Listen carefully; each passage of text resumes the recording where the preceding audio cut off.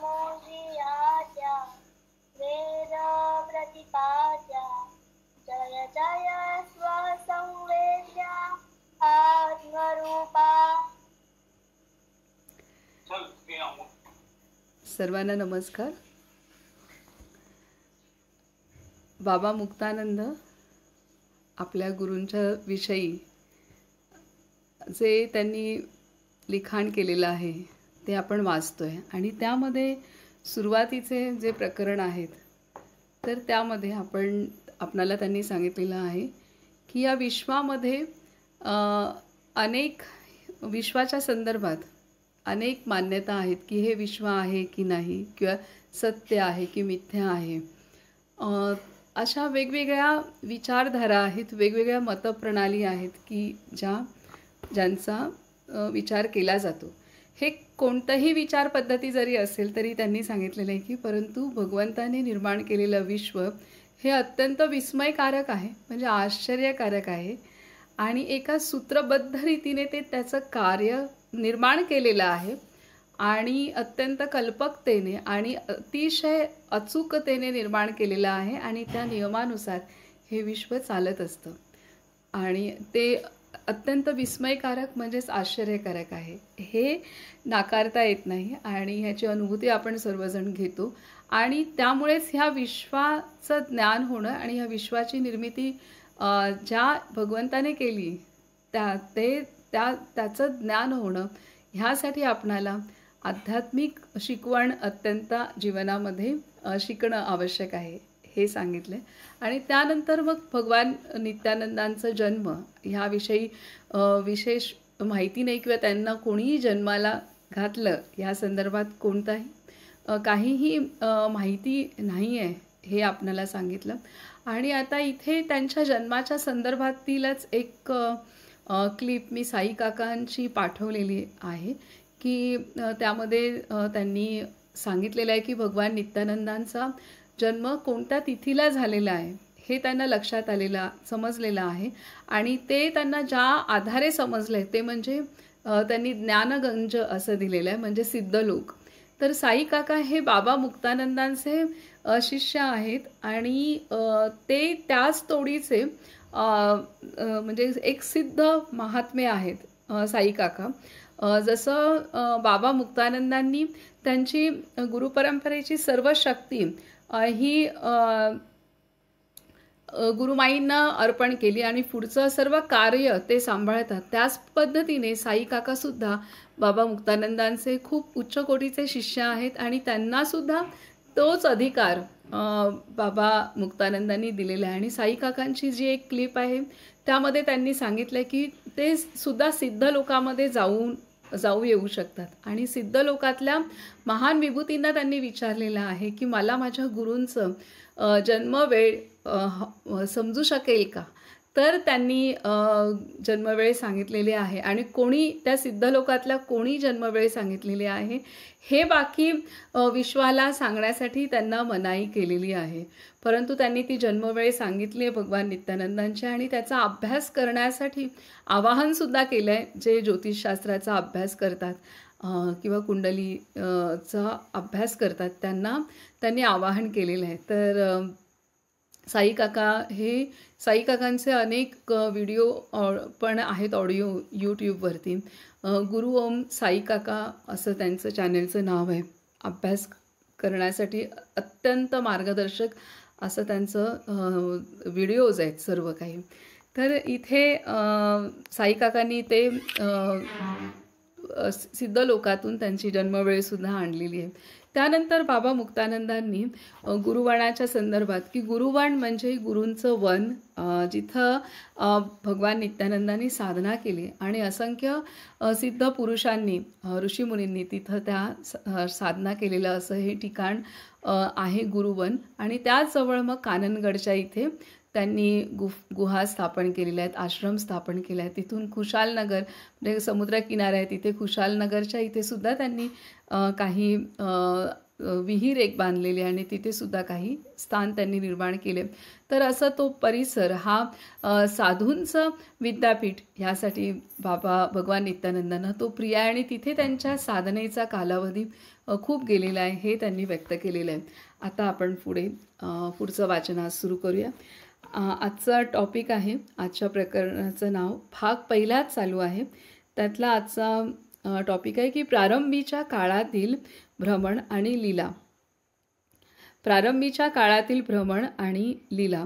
तर ह्यामध्ये जे आपण लीला आणि जिथे जिथे बाबा गेले, त्यांची भ्रमंती झाली, ह्या संदर्भात विस्ताराने आधीच्या चरित्रात आपण पाहिलंच आहे.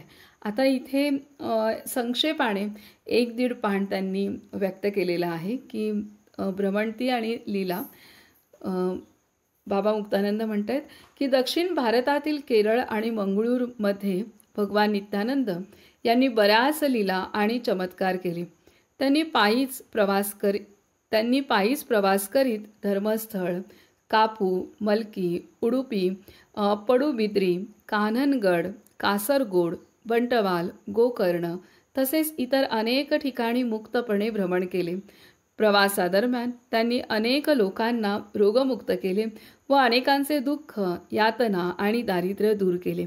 आजही त्या भागातील लोकांना त्यांचे स्मरण होते व कृतज्ञतेने त्यांचे डोळे भरून येतात. कधीकधी हे लोक त्यांच्या समाधीच्या दर्शनासाठी गणेशपुरीला येतात. श्री गुरुदेव एकांत प्रिय होते. ते एकटेच राहत. ते बहुधा पायीच प्रवास करीत वनातून आणि डोंगरदऱ्यांतून ते विद्युत वेगाने जात. लोक म्हणतात की ते एका स्थानाहून दुसऱ्या स्थानी मनोवेगाने पोहोचू शकत. ते कधीच एका जागी फार काळ राहत नसत. ते एका गावातून दुसऱ्या गावामध्ये परमानंद स्थितीत भ्रमण करीत. त्यांच्यासाठी दिव्य आनंदाचे अस्तित्व हे सगळीकडेच होते. जर कोणी अन्न पाणी दिले तरच ते घेत, कारण त्यांना त्याची गरजच भासत नसे. ते बालकासमान निरागस अवस्थेत राहत असत. या काळातील त्यांच्या चमत्कारांच्या अनेक हकीकती आहेत. त्यांच्या चमत्कारांच्या गोष्टी जसजशा कर्णोपकरणी पसरल्या तसतसे अनेकानेक लोक त्यांच्या मागोमाग जाऊ लागले. लोकांची गर्दी टाळण्यासाठी ते भ्रमण चालू ठेवीत.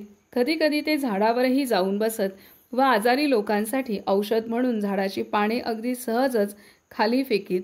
भक्त लोक त्या पानांचा प्रसाद म्हणून स्वीकार करीत व आजारातून पुन्हा बरे होत असत. कधीकधी त्यांच्या नुसत्या उपस्थितीनेच लोकांचे आजार बरे होत असत. त्यांनी केलेल्या इतर चमत्कारांच्या हकीकती सुद्धा ऐकावयास मिळतात. कोणाकडूनही पैशाची मदत न घेता त्यांनी बऱ्याच गुहा आणि विश्रामगृहे बांधली. मजुरी द्यायच्या वेळेस ते मजुरांना जंगलातील कोणत्याही दगडाखालून मजुरी काढून घेण्यास सांगत आणि खरोखरच मजुरांना नेमकी तेवढीच रक्कम मिळत असे. कधीकधी ते आपल्या लंगोटीतून पैसे काढीत, अगदी नेमकेच, आणि तेही न मोजता. काननगडमध्ये आश्रमाचे बांधकाम चालू असताना चौकशी करण्यासाठी पोलीस आले. त्यांना तपास लावायचा होता की गुरुदेव बांधकामासाठी कुठून पैसे आणतात. गुरुदेव पोलिसांना जंगलातील एका सरोवरापाशी घेऊन गेले. सरोवरात सुसरींचा सुळसुळाट होता. गुरुदेवांनी पाण्यात उडी मारली व पाण्यातून रुपयांच्या नव्या कोऱ्या नोटांमागून नोटा काढून पोलिसांच्या अंगावर फेकू लागले. हे पाहून पोलीस भयभीत व आश्चर्यचकित झाले आणि गुरुदेवांना नमस्कार करून ते तिथून पसार झाले. एकदा एका सरकारी अधिकाऱ्याने गुरुदेवांना उनाड व वेडसर समजून तुरुंगात टाकले. परंतु जेव्हा त्याने गुरुदेवांना एकाच वेळी तुरुंगाच्या बाहेर रस्त्यावर तसेच तुरुंगाच्या आतही पाहिले, तेव्हा त्याला उमगले की आपली एका थोर महात्म्याबरोबर गाठ पडली आहे आणि त्याने गुरुदेवांना ताबडतोब सोडून दिले. कधीकधी गुरुदेव रेल्वेगाडीच्या डब्यात चढत आणि तिकीट दाखविण्यास सांगितल्यावर ते आपल्या लंगोटीतून हजारो तिकिटे काढीत. जर कोणी त्यांना रेल्वेगाडीतून उतरण्यास सांगितले तर ती गाडी तिथेच थांबे व पुढे जातच नसे. गुरुदेवांना पवनाच्या नदीच्या पाण्यावरून चालत जाताना स्थानिक लोकांनी पाहिलेले होते. बऱ्याचदा गुरुदेव हजारो लोकांना मिठाई खायला देत पण ती मिठाई कुठून आली याची कोणालाच पुसटशीही कल्पना नसे. श्री गुरुदेवांच्या अंतर्स्थितीचे ज्ञान नसलेले लोक त्यांची ईर्ष्या व असूया करीत हा एक मूर्ख व वेडा इसम आहे असे समजून ते गुरुदेवांची निंदा करीत ते त्यांचा केवळ शाब्दिक अपमानच करीत नसत, तर त्यांच्या उघड्या शरीरावर चिखलाचे गोळे, शेण आणि दगड अशा गोष्टीही फेकीत. गुरुदेवांना मात्र या गोष्टीचा कधी यत्किंचितही त्रास झाला नाही. तर इथे बाबा मुक्तानंद सांगतायत की कशा पद्धतीने ह्या सर्व घटना आपण विस्ताराने अगदी आधीच्या चरित्रामध्ये सुद्धा वाचलेल्या आहेत. तर आता इथे जे ह्या सिद्धी त्यांना प्राप्त होत्या आणि त्या सिद्धी ज्या त्यांच्या साधनेच्या बळावर त्यांनी प्राप्त झाल्या होत्या त्या सहजच कार्यरत होत होत्या. त्यांनी कोणताही संकल्प केला एखाद्या कार्याचा तर त्या सिद्धी सहजच त्यांना मदतीला धावून येत होत्या, त्यांची इच्छा असो वा नसो. आता इथे आपले गोंदवलेकर महाराज आहेत, तर महाराजांना सुद्धा अशा सिद्धी प्राप्त होत्या आणि महाराजांचं चरित्र आपण अभ्यास करू तर तिथे सुद्धा अगदी जसं आता त्या गुहा तयार केल्या किंवा विविध आश्रमं तयार केली तर त्यावेळेला लागणारा जो खर्च आहे तर ते सुद्धा उभं राहणं ह्या संदर्भात सुद्धा सिद्धी प्राप्त होत्या भगवान नित्यानंदांना. अगदी त्याच पद्धतीने महाराजांना सुद्धा ह्या अष्टसिद्धी प्राप्त होत्या आणि आपले बरेच संत आहेत त्यांना ह्या सिद्धी सहज प्राप्त होत्या. आता सिद्धींच्या संदर्भात बाबा मुक्तानंद पुढे आपल्याला मार्गदर्शन करणारच आहेत. पुढे सांगतात की श्री गुरुदेवांच्या एकदा एक जादूटोणा जाणणाऱ्या अपय्या नावाच्या एका दुष्ट माणसाने गुरुदेवांना विष घातलेला तंबाखू दिला. गुरुदेवांनी तो गिळून टाकला. त्यांना काहीही झाले नाही, पण अपय्याच्या पोटात दुखू लागले. पोटदुखीच्या वेदनांनी तो गडाबडा लोळू लागला आणि लवकरच त्याचा त्यातच अंत झाला. अशाच प्रकारे दक्षिण भारतातील मलबारच्या एका माणसाने गुरुदेवांना पकडून त्यांचे हात रॉकेलमध्ये बुडविलेल्या चिंध्यांनी बांधले व त्यांना आग लावली. पण तो मलाबारीच दाहकतेच्या यातनांनी मरण पावला. गुरुदेवांवर मात्र त्याचा काहीच परिणाम झाला नाही. गावागावांतून भ्रमण करीत करीत माझे गुरुदेव एकदा नेत्रावती नदीच्या काठी असलेल्या बंटवाल गावात पोहोचले. इतर ठिकाणांप्रमाणेच इथेही मूढ लोक त्यांना त्रास देऊ लागले. लोकांचा दुटप्पीपणा व कारस्थान यापासून दूर एकांतात राहण्यासाठी श्री गुरुदेव अचानक नाहीसे झाले आणि जंगलात निघून गेले. यानंतर एक विलक्षण घटना घडली. गुरुदेव नित्यानंदांसारख्या थोर महात्म्याचा केलेला अपमान जणू नेत्रावती नदीला सहन झाला नाही, म्हणून तिने मूर्ख गावकऱ्यांना शिक्षा देण्याचे ठरविले. संतप्त नदीने रौद्र रूप धारण केले.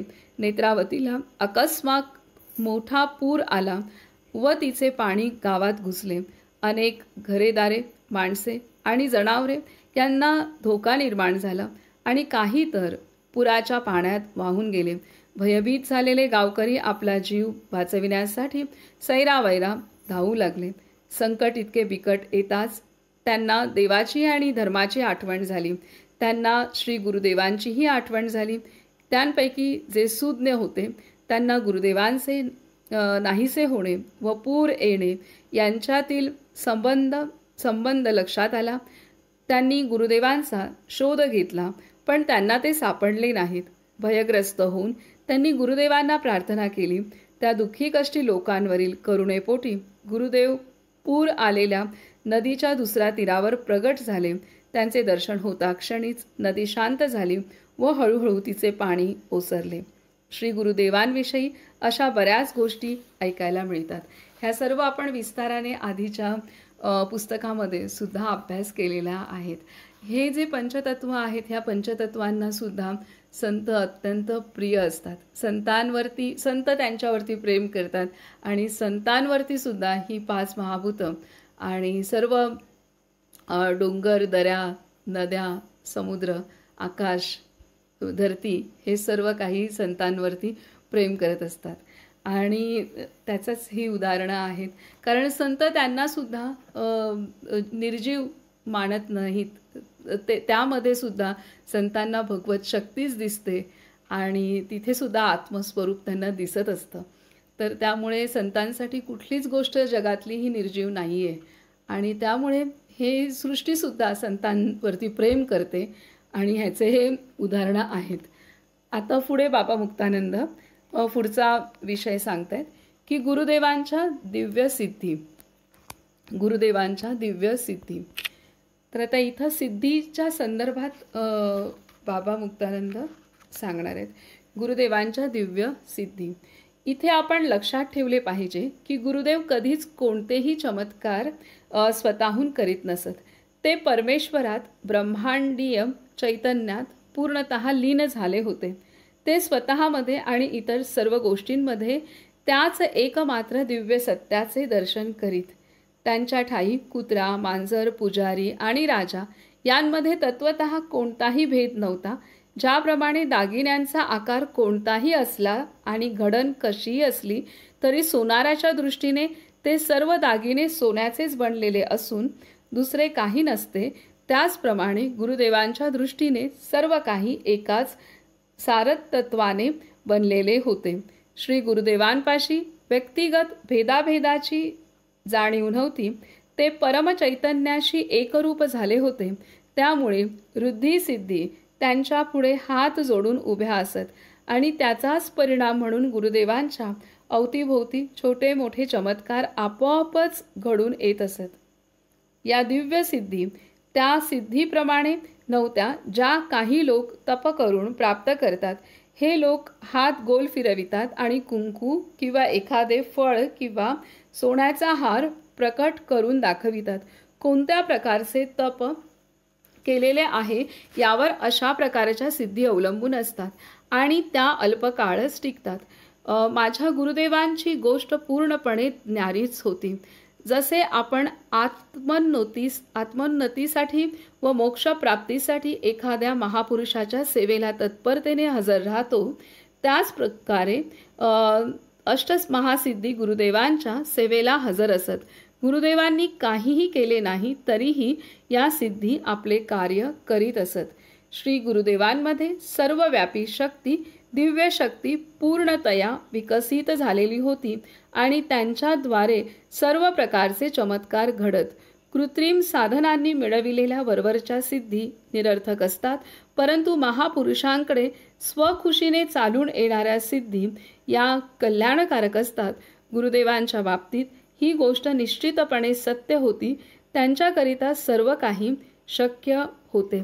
आता इथं ते सांगतात की ज्या सिद्धी प्राप्त झालेल्या आहेत, की केव्हाही पैसे उभं राहणं किंवा नदीच्या पाण्याला स्पर्श करताच ती नदीचा सुद्धा पूर लोटला जाणं, तर ह्या सर्व सिद्धी आहेत आणि ह्या सर्व सिद्धी सहजतेने कार्य करतात. म्हणजे कारण का सहजतेने कार्य करतात, ते भगवत स्वरूप स्वतः झालेले असतात. तितके निर्मल, शुद्ध, निरंकारी झालेले असतात आणि त्यामुळे ह्या सर्व सिद्धी ह्या त्यांची सेवा करण्यास हजर असतात. इथे त्यांनी सांगितलं की जसं आपणाला एखादा शिष्य आहे आणि त्याला ज्ञान घ्यायचं आहे, तर तो जशा गुरूंच्या सहवासात राहतो आणि त्यांची सेवा करण्याचा प्रयत्न करतो किंवा त्यांना जे काही लागेल ते तत्परतेने पुरवण्याचा प्रयत्न करतो, तर त्याच प्रकारे इथे ह्या सिद्धी ह्या संतांच्या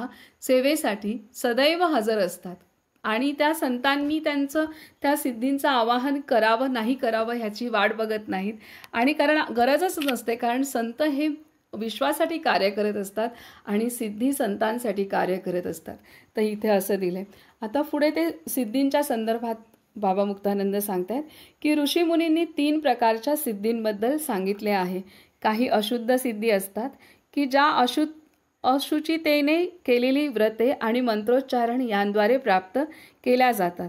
अशुद्ध सिद्धी जाणणारा जर स्नान करून शुचिर्भूत झाला तर तो आपली सिद्धी प्रकट करू शकत नाही. अशा प्रकारच्या सिद्धीचे परिणाम अनिष्ट असतात. त्यात कल्याणकारी असे काहीही नसते. काही मंत्रसिद्धी असतात ज्या एखाद्या ठराविक परिस्थितीत एका विशिष्ट देवतेला अनुलक्षून मंत्रानुष्ठानाने प्राप्त केल्या जातात. या सिद्धीद्वारे एखादे फळ किंवा एखादा दागिना तुमच्या हातात प्रकट करता येतो अथवा एखादी वस्तू एका जागेवरून दुसरीकडे स्थानांतरित करता येते. असे चमत्कार तेवढा वेळ लोकांवर छाप पाडून त्यांना आकर्षित करतात. परंतु अशा प्रकारच्या सिद्धी फार काळ टिकत नाहीत. आणि काही खऱ्या सिद्धी असतात ज्यांचे वर्णन शास्त्रीय ग्रंथांमध्ये केलेले आहे. अष्टांग योगातील 8 चरणांचे कठोर अनुशासनपूर्वक पालन केल्याने या सिद्धी प्राप्त होतात. या चरणांचे पालन करण्याकरिता आवश्यक असते सदाचार, शरीराचे अनुशासन, इंद्रियांना त्यांच्या बहिर्मुखी प्रवृत्तीपासून संयमित ठेवण्याचे सामर्थ्य, एकाग्रता आणि गहन ध्यान, ज्याद्वारे एकात्मतेच्या सिद्धीप्रत पोहोचता येते. तथापि या तिन्ही सिद्धींच्या फार पलीकडे एक परमसिद्धी, एक महासिद्धी आहे. ही सिद्धी स्वप्रयत्नांनी प्राप्त होत नाही. ही ईश्वराची देणगी असते आणि तिने सदैव ईश्वर प्रकट होतो. खरे पाहता ही खुद्द परमेश्वराची दिव्य शक्ती आहे. ज्याप्रमाणे पावसाचा एक थेंब महासागरात पडला की त्याला महासागरातून वेगळे करता येत नाही, त्याचप्रमाणे जो भगवंताशी एकरूप झालेला आहे त्याला भगवंतापासून वेगळे करता येत नाही. अशा महात्म्याजवळ ही महासिद्धी नांदत असते आणि त्यांचे कार्य करण्यासाठी सदैव तत्परतेने हात जोडून वाट पाहत उभी असते. शिवसूत्रांमध्ये म्हटले आहे, शुद्ध विद्योदयाच केशत्व सिद्धीही. जेव्हा शुद्ध विद्येचा उदय होतो तेव्हा सर्व दिव्य शक्तींवर प्रभुत्व प्राप्त होते. अशा सिद्धींकरिता तप करावे लागत नाही, जप करावा लागत नाही, कर्मकांडे किंवा व्रतवैकल्ये करावी लागत नाही. ज्या महात्म्याकडे ह्या सिद्धी असतात त्यांना हे ठाऊकही नसते की त्यांच्याकडे सिद्धी आहेत.